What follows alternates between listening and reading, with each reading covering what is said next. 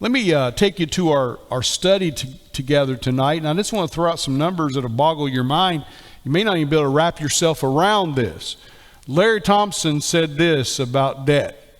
Debt's fun when you acquire it, but it's hell when you try to retire it. That's the truth. You're talking about a hell on earth. You get highly in debt, and you're going to struggle. You're not going to be able to do the things you want, and you need to liberate yourself from that. How do you do that? Can we give you some help doing that? How did Kim and I do that? Well, it took us a long time. We got out of debt once, and I thought, great, we're there. Now I can preach on debt. And I mean, we got soon, and then we got kids going to college, and then I drop a salary about 35 grand a year, and I'm like, okay, how am I going to pay for the kids going to school? And right then we had 2 of them in school. Got 1 out, 2 more were in, and I'm like, oh brother, and then I started thinking, why did I promise that? Yeah, there's a lot of the baby boomers, and I'm in them. I am a baby boomer, that kind of previous generations had paid for their kids' school. It's gotten so ridiculous. It's just really difficult to do that. And I got tons of friends, tons of church members that they said, hey, we will help you, but we cannot do that. But I made a promise, so I kept it. So 2021 household consumer debt profile. Listen to this. This is the end of December. Average credit card debt per family, $15,611. It's a lot, isn't it? $15,000. Does that surprise anybody? $15,611. Average mortgage debt. Anybody want to take a guess? Of course. 200,000. Wow. Rick, you should start consulting financially. 195, 192. Average mortgage debt. Now they wait about another year, and that may be way on up there. You know, average student loans per student across the United States. Anybody take a guess? $36,264. Imagine getting out of college. You can't get a house because you owe that.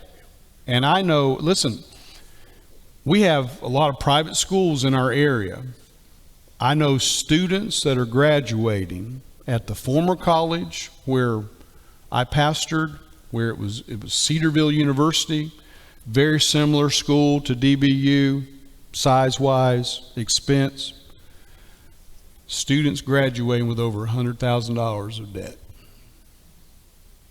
Well, you're not going to buy a house. Nobody's going to give you a loan, right? Unless you're Dr. so-and-so or engineer so-and-so, and you can wipe that out. I saw one student get his degree in history, and then he started welding. And he worked so hard at welding and worked his way up. In 3 years, he paid off $110,000 of debt. Isn't that incredible? I'm like, man, you should write a book. You should do seminars or something. How much? The United States has 11.74 trillion in debt across our nation. You can't even, what's that mean? You know, is that business debt? Is that household debt, personal debt? But that's the number they've got. Anybody want to take a guess at the credit card debt in the United States? You better go big. This will blow you away.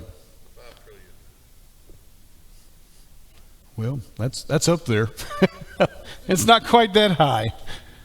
$882.6 billion in credit card debt. Almost $1 trillion. Yeah. Mortgage debt, anybody take a guess? United States. Of course, this is going to be a big, big number. $8.14 trillion.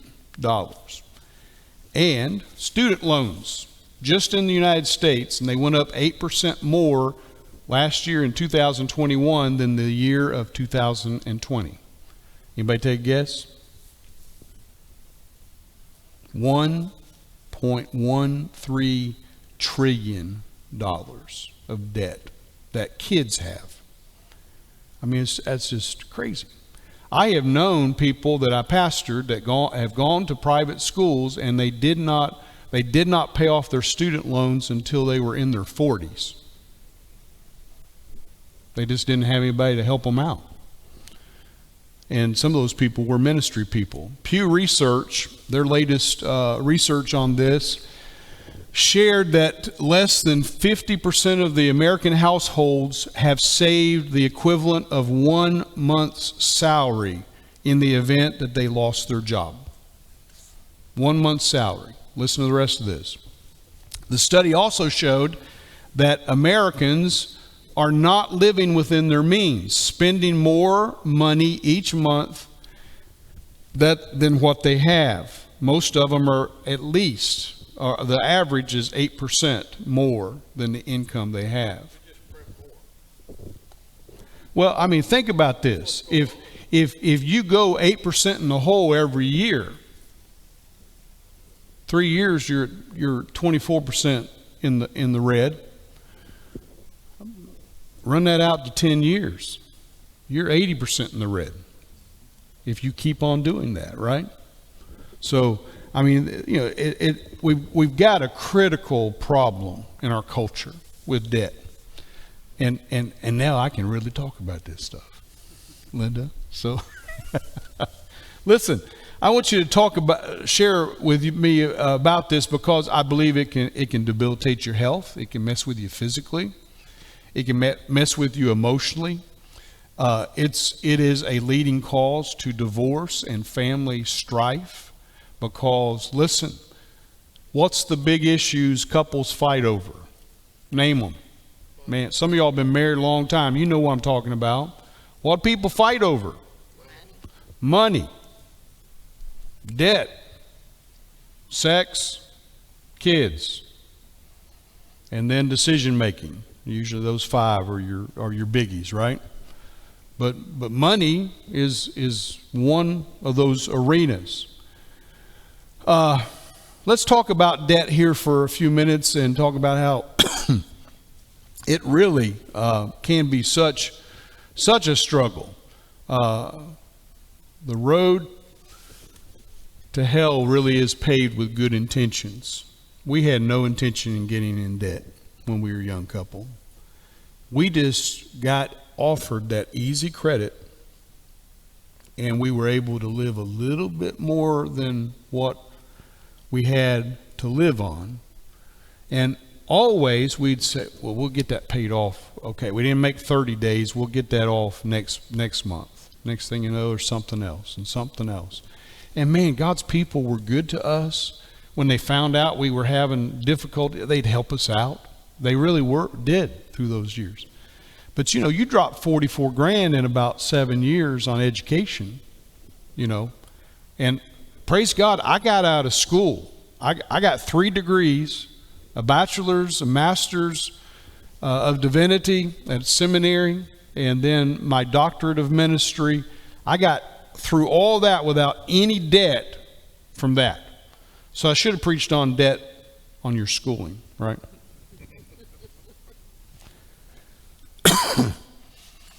This blew me away. I'm going to do some more research and see if this is really true. The average American household now holds 12 different credit cards. Now that's counting store credit cards as well as Visa, MasterCard. And is Discovery even a thing anymore? It is. Oh yeah. Yeah. American Express. So, you know, I just bring that up. Consumers spend 23% more money with credit cards than if they pay with cash. So those who give counsel about using cash to really watch your expenditures. I know a lot of us don't use much cash these days. I hardly carry cash on me. I don't know about you.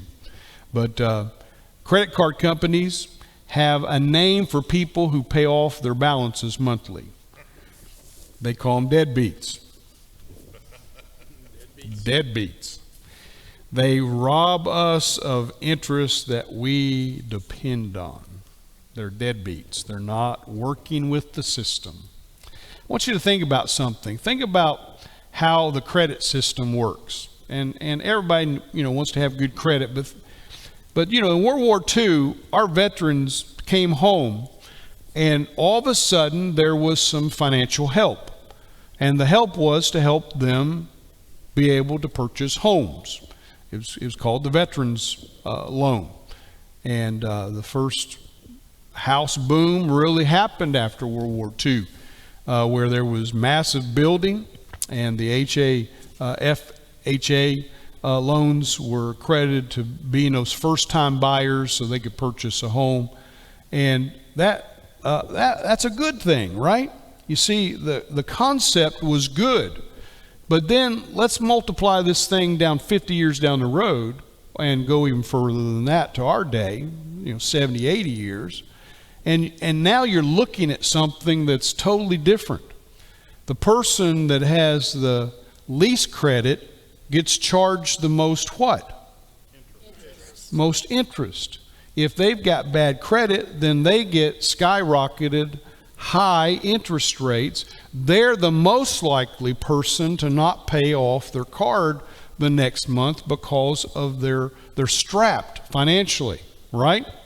So let's talk about this. Jesus had one of his great teachings on debt is in the Lord's Prayer, and where he talks about us. He equates debt to forgiveness in that passage, doesn't he?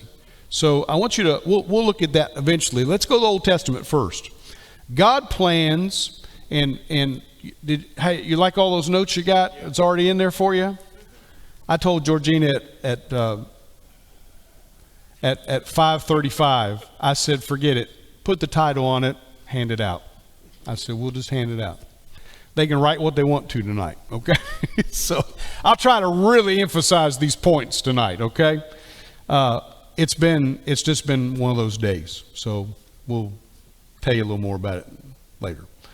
Number one, God's plan is to meet your needs and for you to be debt-free, if at all possible. Now, God in the Old Testament gave some allowance for debt, but he also gave a way to get out of it and how Israel was to treat each other if they had debt. And we'll talk about that. Look at this. I want to show you first. I'm going to use the New Living Translation to talk about this passage. They were commanded in Deuteronomy chapter 28, verse 12. It says, "The Lord will send rain at the proper time from His rich treasury in heaven, and He will bless all the work you do." Then listen to this about lending as well as debt. He says, "You will lend to many nations, but you will never need to borrow from them." So Israel had this standard that God had said, don't borrow from other nations. There's going to be people that borrow from you. Now, God gives some instruction about that. You may remember that God gave some allowance well, let me just take you to that passage. Let's go to Deuteronomy chapter 15. And you've got this language in there of how if debt does occur, and obviously it did for those in Israel, that they had a 7-year pattern of getting out of that debt. That you weren't going to hold someone like the credit cards do, where they abuse somebody that has little credit and they push them deeper and deeper and deeper into debt. It is a problem with our capitalistic type of thinking, where our culture and these that are managing these credit cards have built a system where it puts somebody deeper and deeper and deeper into bondage, right? It does. They're the ones that pay the biggest price, the ones that really need the most help, right? Watch this. Go with me to Deuteronomy chapter 15 and look at verse 1 and 2. At the end of every 7 years, you must cancel the debts of everyone who owes who? This is real personal. If anybody owes you money after 7 years, what do? There is a mercy ministry here. Okay, somebody needed help. They've been paying you, but they haven't paid the full amount. So at the end of 7 years, what do you do for them? You cancel the debt. All right? So there's not you could purely say that it's always best just to not have any debt at all. Right? I mean, that's the best thing to do. But obviously this was an allowance that could happen. Verse 2, this is how it must be done. Everyone must cancel the loans that they have made to their fellow Israelites. They will not demand payment from their neighbors or relatives, for the Lord's time of release has arrived. So what did they do? What were they also forbidden not to do? When they did loan money or property or whatever to somebody, animals, and of course people put themselves in slavery under somebody as well as payment to work it off. But at the end of 7 years, you were to do what? See, there was always an out. You could if you want to study something amazing, study the year of Jubilee. Jubilee was the 50th year celebration after the 7 cycles of 7 years. And study the theology of Jubilee, because it's all about setting everything free, and such a celebration. So they were also required not to charge what? Interest. That's exactly right. They could loan property, animals, put themselves under as a slave, working this debt off. But at the end of 7 years, you could not, I could not come over here and charge Michael more than what he actually borrowed. It was that alone. And at 7 years, what happened? It's canceled, brother. You're free of this. So, yeah. I mean, and when you've paid something off, man, it's a great feeling, isn't it? It's a euphoric, celebrative thing. You get this stuff paid off, and you get to a place. I mean, we got the house left, and that little bit of a college loan thing of Keela's, we just got to, all we got to do is we just got to just knock it out. It's just a little left now. It's 3,000 or 4,000, something like that. So might be 5. I don't know, but we can just knock it out, and hopefully next few months that'll just be gone too. Why should I be debt free? Let's talk about that for a minute. We've got a handful. I'm not going to get through all this material tonight, but I'll cover what I can. Okay. Why should you be debt free? You want to respond to that? You're welcome to do that online. You can holler. I'm going to pull up online. I think I've got the sound down. Yeah, I do. So if I will be delayed. I'll be about 45 seconds behind you. But if you write it in, I'll keep watching to see if I see that.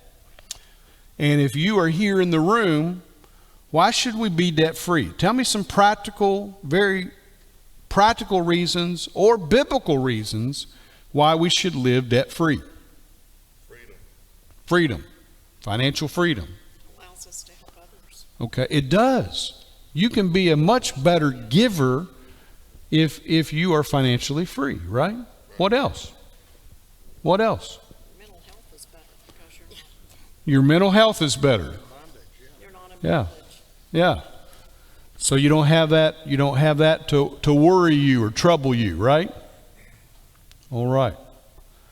Okay. We got anybody commenting online? Okay. I'm looking. Oh, this is grandkid pictures. Sorry. I went to Facebook and somebody's liking kid pictures here. I was trying to get to the other page there, to our church page. There we go. And if you are here in the Oh, room, don't do that. I turned you why down. should we be debt free? See, it's about 45 seconds behind me. Yeah. So there you go. I got it now. So I got it where I can at least see their post if they've got, yeah, here we go. Okay. Yeah. Somebody saying, I think most of us learned this lesson the hard way about debt in our young years. Yeah. So my confession might be yours too. You didn't have the microphone tonight, right? Right? Okay. Yeah. All right. I'm looking. I don't see. The world is your oyster. All right. Maybe she says that to Marvin too. I don't know. Okay, less stress. Yeah, great answer. What else? What are some biblical and practical reasons of being debt free? We've got some great answers. I can't preach on that yet. Okay. You still working it. Get in there, buddy. Get in there and do it. It is free. It sure is. It's a good testimony. Yeah. We really don't know what tomorrow can bring. That's right. And so, you know, if you expect that you're always going to have this certain income, just like you said, you suddenly, you know, your income was reduced 35,000. That had a big effect on your ability to make the commitment that you pay the bills that you committed to. Especially those college bills. Yeah. Amen. Yeah, we had two. Don't know what tomorrow may bring. That will We don't. interrupt We our don't. income flow. I think you mentioned it, but in a way, Very good. because of credit card costs, you get like a 21% raise in income in a sense. Because you don't pay that. Right. Well, yeah, the ones that are really, really high end credit cards, you know, those don't they go up to about 21% or 23%, something like that? 28, 29. 28 and 29%. See, that needs to be regulated. Yeah, I know. Government needs to jump in there on that, don't they? All right. Less stress, able to retire, somebody said. All right. Able. And how many people are we going to bring to, more people are we going to bring to Christ? Well, we'll have some freedom too. We're going to talk about. I'm going to tell you some stuff as soon as we go offline. Okay, I got some good counsel and I took it. Alan, how about that? Your pastor listened to you tonight. How about that, brother? Did he hear me? He, He's listening to another one. he's watching TV, man. So anyway, picking on your brother. You can't hear me. He's listening to what's going on online. So anyway, yeah, I was talking to him and he's got a thing in his ear and he's listening. Listen to this passage out of Solomon. Proverbs 22:7. This is so true. Just as the rich rule the poor, so the borrower is servant to the lender. And you're incarcerated by that debt to see that's money you can't use for something else in God's kingdom or your family. It's got to go to that debt, and it's got to go every month, right? So great counsel there. I read this week, and this is from Larry Thompson. He said, it is obvious most Christians are in bondage financially. The Christian community in America gives less than 3% to the Lord's work on a weekly basis or a monthly basis or annually. They say, I can't afford it. I've got debts to pay. Look at the stats. He went on to say 95% of Christians say they never can tithe 10% to their local church because of their personal debts. There's a large segment of America that spends more money on dog food than they give to churches, and supposedly naming the name of Christ. Maybe they're really big dogs, right? Kind of doubt all of them are big dogs. American Christians give somewhere of 2.5% of their earnings to the Lord's work. Again, this is from Larry, which is tragic that during the Great Depression, American Christians gave 3.3% of their income to the Lord's work. Isn't that something? 0.8% higher than in the Great Depression in the early 30s. That's amazing, isn't it? That's people just giving out of whatever they had, isn't it? Debt can destroy our witness. Jesus made this statement. He says, you can go to Luke chapter 16, and you'll find verse 11 says this. And help me watch the time here, guys. I've got the. I'll have to pop out. Thank you guys for sharing online, and please continue to do so. I'll look at those later. I need to pull my clock back up here. Okay, I can see it now. 7:26. We have 4 minutes. Okay. How did we end up with this mess? And I want you to think about something. There's a lot of debt people run into that is of no making of their own. It's not just they started being frivolous. Think about this. I mean, lots of people.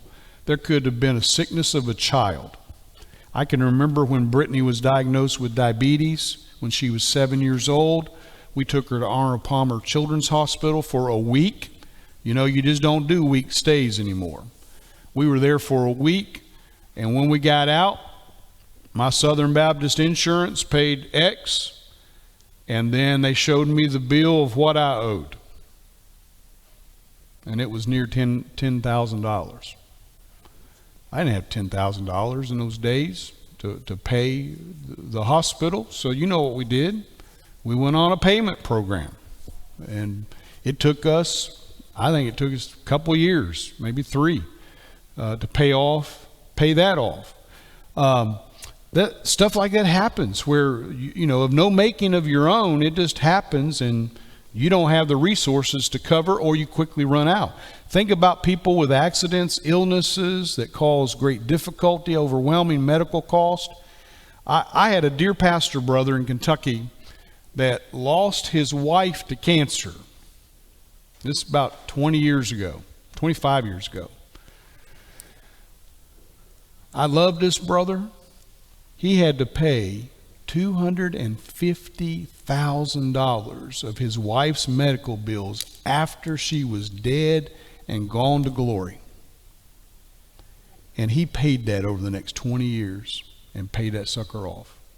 It was just a few. He sent me a note, said, hey, if you want to come to the celebration, come. And I couldn't come, but I mean, they had a celebration of paying off that debt. Just amazing what people have had to deal with. We never know. I mean, think about the inflation we're seeing right now. Think about how the recession hit in 2007 to 2009. People lost jobs. Their properties tanked, just fell through the floor. They're telling us, economists are starting to predict that we are on the edge of another recession, that this fall or perhaps next year in 2023, it'll make it hard on all of us. You think gas prices are a problem. we could have another recession. And these things happen, don't they? 1 Timothy chapter 6 verse 17 says this: teach those who are rich in this world not to be proud, and not to trust in their money, which is so unreliable. Their trust should be in God, who richly gives us all we need for our life and enjoyment. And I'm reading that from the New Living Translation, because that's what Larry had in here. He must like the New Living Translation. I got to talk to that boy about that. You know I like my NIV, right? I mean, y'all hear it all the time. Job said this, listen to it, and I'm going to just end with this. I think we're out of time, aren't we? Yeah. Have I put my trust in money or felt secure because of my gold? Have I gloated about my wealth or all that I own? Have I looked at the sun shining in the sky or the moon walking down its silver pathway, and been secretly enticed in my heart to throw kisses at them in worship? If so, I should be punished by the judges, for it would mean I had denied the God of heaven.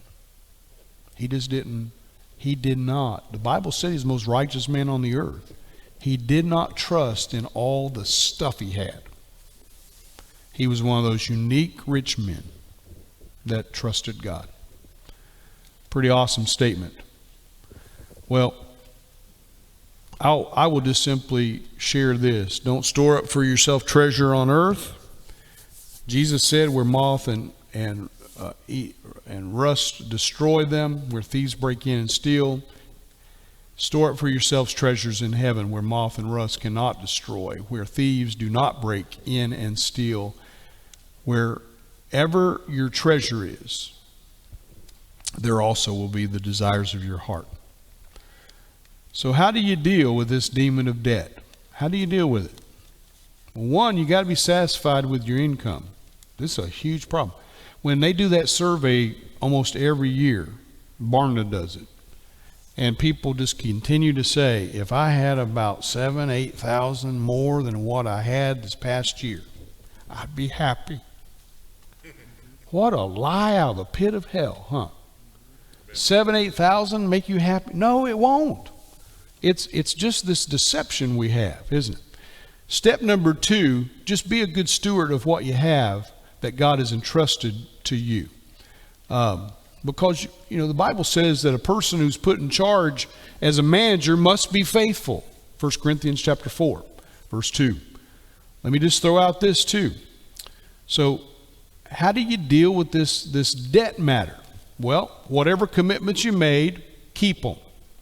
We got a lot of people getting out of debts. They're going the route of just dropping it and getting out of there, declaring bankruptcy. Pay those debts. Here's the passage I quoted earlier tonight, Ecclesiastes 5 verse 4. It says, when you make a promise to God, don't delay in following through, for God takes no pleasure in fools.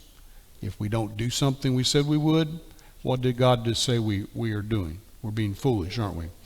Keep all the promises you make to Him.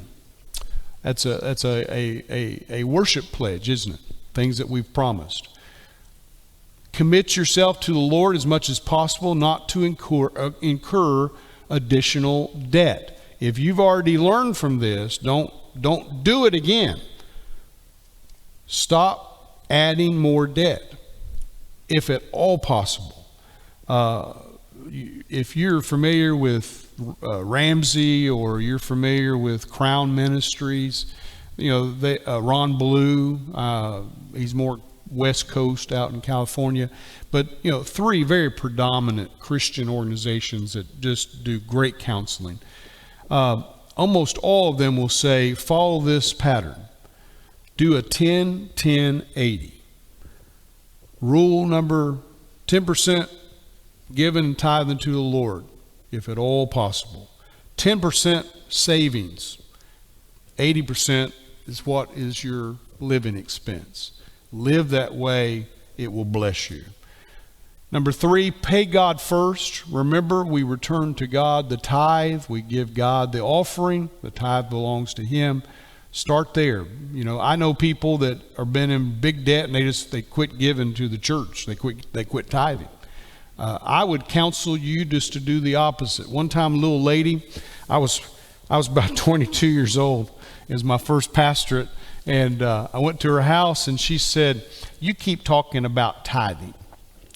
And Mildred she owned a little cafe, just really like, you know, a little country restaurant there at Russell Springs, Kentucky, Jamestown, where I pastored my first church on Lake Cumberland.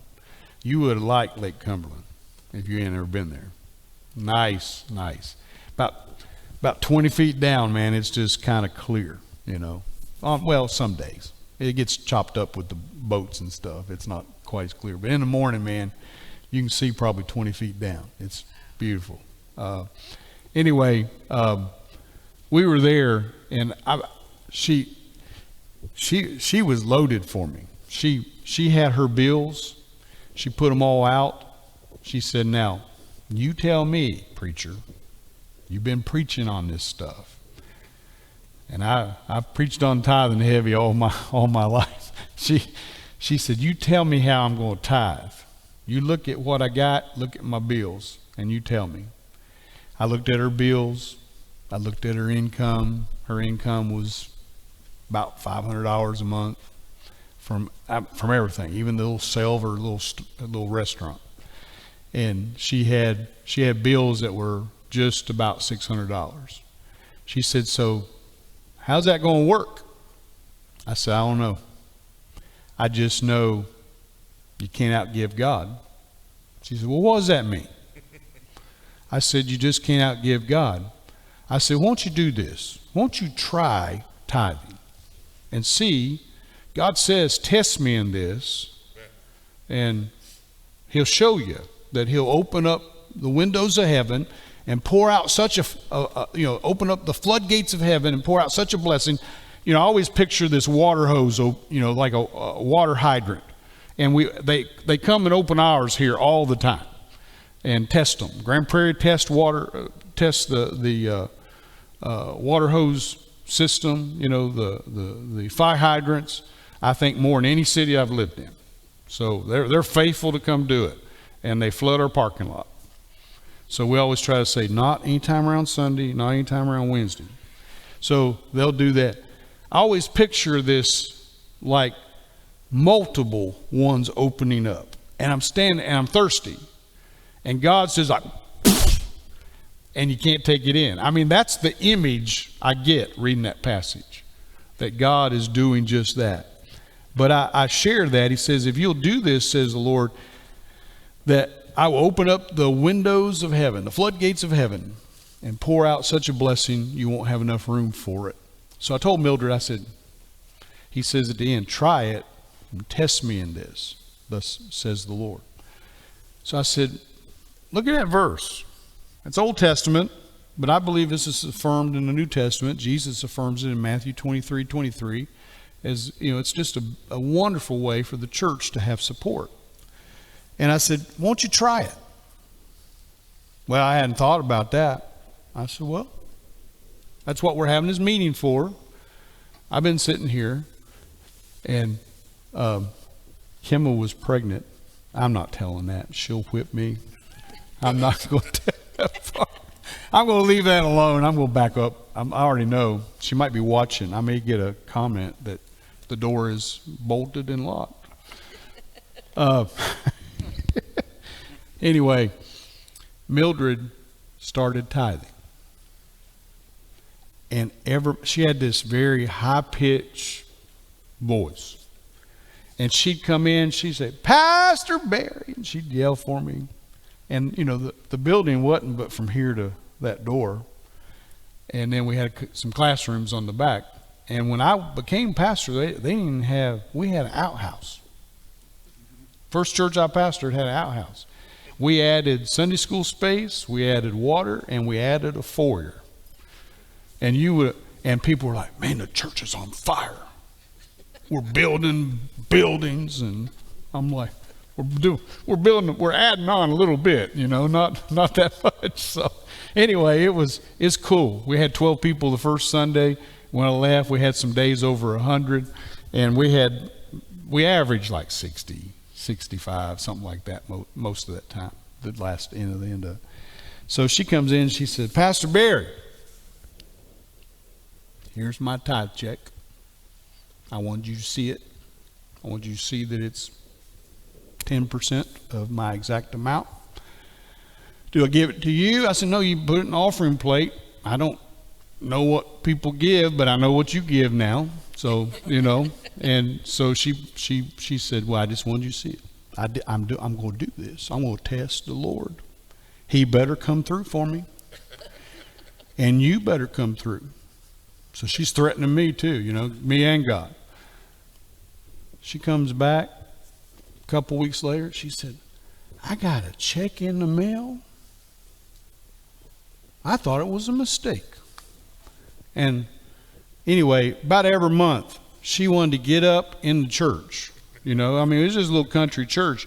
She said, hey, Pastor, can I give a tithing testimony? And she did this week after week after week, And I'm telling you, she really did. She had a little clapboard house, you could see the ground through the slats, had a wood stove in there that was, warmed up that one big room, and she did some cooking off of it. She just, she just was poor. But she tried the Lord at tithing, and I was her pastor for 3 more years. And I can tell you, if you want a tithing testimony, Mildred would give you one lickety-split. She's ready to tell somebody. She said, I didn't have money to tithe. I didn't have money to give to God or special offerings. And I give all the time. I give 10%. Sometimes I give more. And she'd get up and God just takes care of me. He pays my bills. I don't even know how. It doesn't make sense I lay my bills out there, and somehow magically God takes care of things. Amen. She learned to walk by faith, didn't she? Yeah.